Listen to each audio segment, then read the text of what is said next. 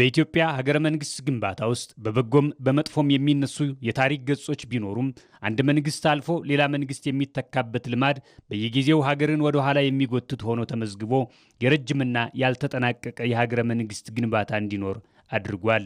ይህ አካሄድ ኢትዮጵያ በተለያዩ ርዕዮተ ዓለማዊ እሳቢዎች እንድትዳክር አድርጓት ቆይቷል። ይህ ሁኔታም የመደመር መንግስት በለውጥ ሀገርን እስከተረከበበት ድረስ የዘለቀ ነው። በሀገረ መንግስት ግንባታ ውስጥ ሰላም አይተኬ ድርሻ ያለውና የነገሮች ሁሉ መሰረት እንዲሁም የሀገራዊ እቅዶች ሁሉ መቅድም ሊሆን ይገባዋል።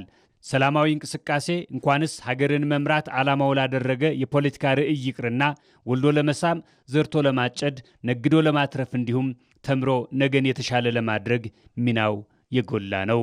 የትናንት የእኛና የነሱ የወዳጅና የጠላት የመሪና የአጋር እሳቢዎች አብሮነትን አቀጭጨው መለያየትን አጎልብተው ታሪክ የአንድነት ማሰሪያ ገመድ መሆን ሲገባው በተዛቡ አፈታቶች የልዩነቶች መንስኤ በመሆኑ ከውይይት ይልቅ ትጥቅ የፖለቲካ ትግል ስልት ሆኖ መቀጠሉ ዋጋ አስከፍሏል።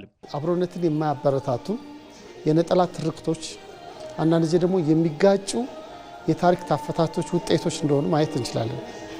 ከዚህ በፊት የነበረው የፖለቲካ ባህል መንግስትን አሸንፎ መንግስት የመሆኛ መንገዱ መሳሪያ ነበር። ያ ድሮ በዘመኑ የነበረ ነገር ነው። እሱ ኢትዮጵያ አሁን ላለችበት ደረጃ መድረስ እንዳትችል ያደረጋት ውጤቱ ቀጣይነት ማለት ከፍተኛ የሆኑ የልማትና የማደግ ጥያቄዎችን ውስጥ እንድንሆን አደረገ እንጂ ምንም በረከት አልነበረው። ሐሳብ ላይ መሰረት ያደረገ የፖለቲካ እንቅስቃሴ በሀገረ መንግስት ግንባታ ውስጥ ጉልህ ድርሻ ያለው ሲሆን ለሰላም ግንባታ መረጋገጥና ዘላቂነትም ዋስትና ከሚሰጡ ጉዳዮች ውስጥ አንዱ ነው። በምሳሌ የታገዘ ትግል ትርፉ የወገን ጉስቁልና የሀገርን እድገት ወደ ኋላ መጎተትና የትውልዱን መጻኢ ጊዜ ማጨለም ነው። በመሆኑም ማንኛውም የፖለቲካ ፍላጎት ያለው አካል በሐሳብ የበላይነት የተመሰረተ ልምምድን ማድረግ ለጠንካራ ሀገረ መንግስት ግንባታ ወሳኝ ነው። ትጥቅን እንደ አማራጭ የወሰዱ ኃይሎች ትጥቅ ኋላ ቀር እንደሆነ በመሳሪያ አፈሙዝ የሚመለስና ሀገርን ከማድማት ህዝብን ከማንገላታት ውጭ ምንም ውጤት የሌለው ነገር ታሳቢ አድርጎ መንግስት የዘረጋውን የሰላም እጅ ተጠቅሞ መምጣትና በጋራ ለትውልድ የምትበቃ ሀገር መገንባት አስፈላጊ እንደሆነ አምናለሁ። ይህን የወሰዱ አካላትን ደፋር ስለሆኑ ላመሰግናቸው እወዳለሁ።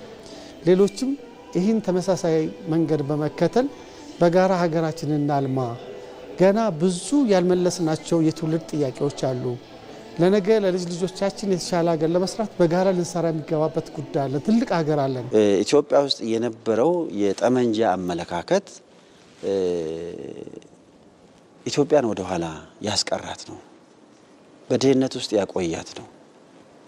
ስለዚህ የሚያዋጣን የሀሳብ የበላይነት ስለሆነ የተሻለ ሀሳብ ያለው ግለሰብም ይሆን የፖለቲካ ፓርቲ ሆነው የተደራጁት አካላትም ይሁኑ ሀሳባቸው ወደ ጠረጴዛ ዙሪያ ያምጡ ነው። ሰላምና ውይይትን ያላስቀደመ የፖለቲካ እንቅስቃሴ የኢትዮጵያን ሀገረ መንግስት የማዳከም የዘመናት ውጥን ላላቸው መንግስታትና ቡድኖች ሀሳብ ማስፈጸሚያ ወደ መሆን ይዳርጋል። በኢትዮጵያ አዲስ የፖለቲካ ልምምድን ለመፍጠር ከራስ መጀመር በእኔ ይብቃ ማለት ጊዜ የሚሰጠው ጉዳይ አይደለም።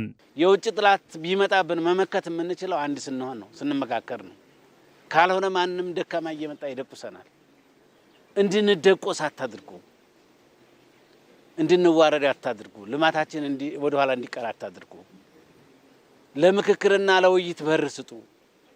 ኑ እንመካከርና ሀገራችንን አልማ። የሰላም ስምምነቱ አካል አይደለንም የሚሉ የተወሰኑ ግለሰቦች አጀንዳ የራሳቸው እና የህዝብ አጀንዳ ሳይሆን የጠላት አጀንዳ ተሸካሚ መሆናቸውን አውቀው ለህዝብ እስከወጡ ድረስ ተመልሰው ከስተታቸው ተምረው ህዝብ የሚያነሳውና ህዝብ የሚፈልገውን መስራት እንዳለባቸው እያሳሰብኩ የብሔራዊ ጥቅማችንን በጋራ የምንፈልገው በጋራ የምንታገልለትና የምንሞትለት አጀንዳ መሆኑን በዚህ አጋጣሚ ማስገንዘብ ፈልጋለሁ።